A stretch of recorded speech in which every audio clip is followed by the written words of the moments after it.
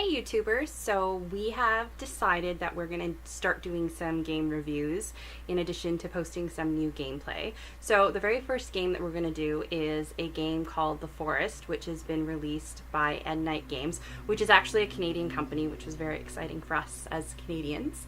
And so The Forest is currently an early access game, and Mr. Mad's going to tell you a little bit about how that goes.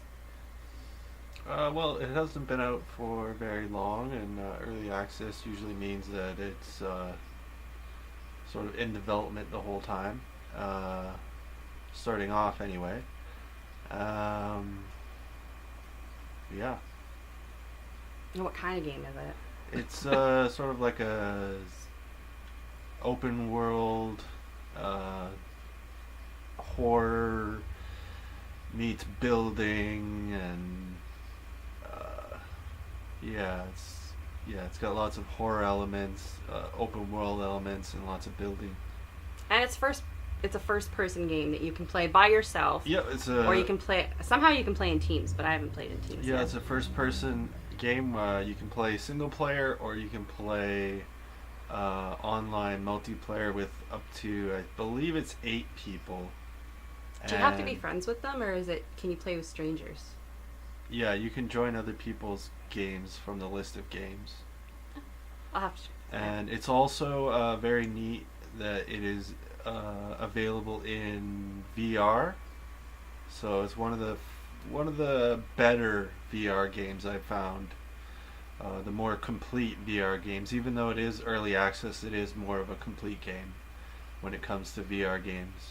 And you're streaming it through Steam VR on an Oculus Rift, right? Yes. Yeah, so it's available, it's a Windows PC game that you can get through Steam. And if you don't know what Steam is, it is a launcher. So basically it's a dashboard that lets you manage and shop through a bunch of games with developers that have paired with Steam, which is really great for gift shopping. I just buy him a Steam card and I don't have to know what game he wants to play this month. So it is a horror game though, which the survival part's really cool. You have a plane that crashes and you have to build a fort and find food, but it gets a little graphic. Like you have to kill animals to get meat to eat, or to get certain items like turtles. You actually kill turtles to get their shell to make water catchers. It's a little graphic.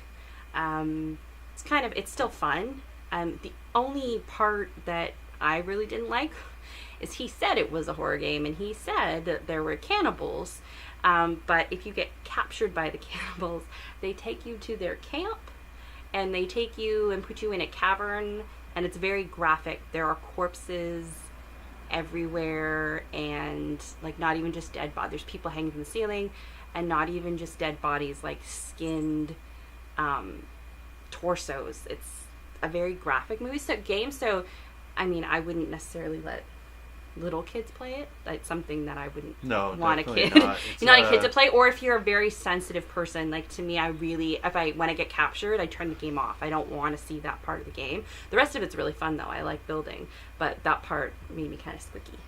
So Yeah, it's definitely more of cool. an adult game, that's for sure. Yeah, so I mean, I think it's a lot of fun. I mean, out of 5 stars, what would you give it?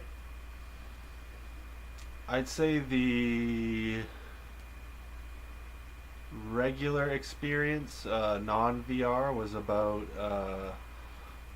3.5 to 4 stars out of 5, and the VR experience was like that was a 4.5 out of 5. The VR experience was just something else. And when I play, we have a paddle, like a controller that I plug into the computer. Did you play it like that, or did you play with like keyboard codes, or did you have paddle set up to play as well? I used both the paddle and the keyboard and the mouse. And it worked fine with both of them? Yep. Yeah, so I don't like playing with keyboard and mouse. It annoys me. But I'd say, you say 3.5 or 4. I'd say the regular one, yeah, 4, except for that big warning about how graphic it was. I wasn't really prepared for it, but it was really easy. He did what we call backseat gaming, where he sits there and tells me what to do, and I yell at him to go away so I can figure it out on my own. But he didn't have to tell me very much, actually. This one was, if you've played most games, you can kind of figure out how to do it. So that was actually, it was kind of similar to the original H1Z1 with the building parts, right? And building the you can build tools, and that was very similar to how we did it in H1Z1 before they changed it. The very original. I don't know what that one was called. It's now known as Just Survive.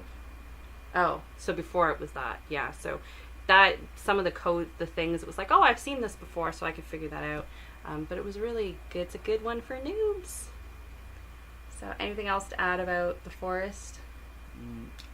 I definitely recommend that game, especially if you have VR. Yeah. Definitely a recommendation.